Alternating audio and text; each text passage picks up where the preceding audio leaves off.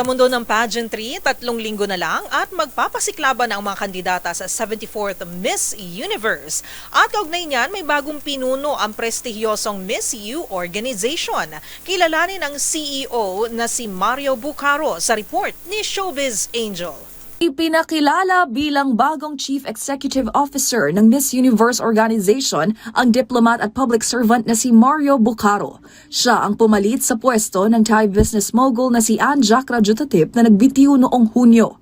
Bago napiling CEO, si Bucaro ay nagsibing Vice President for International Relations ng Miss U.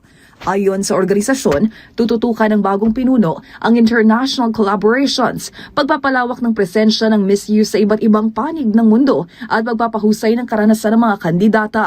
Inanunsyo ito ilang linggo bago ang coronation night ng prestihiyosong pageant, November 21, kung saan pambato ng Pilipinas si Atisa Manalo. Ang beauty queen na tubong Quezon Province lilipad pa Thailand sa linggo, November 2, hangad na masungkit ang sanay ika-5 Miss U crown ng bansa.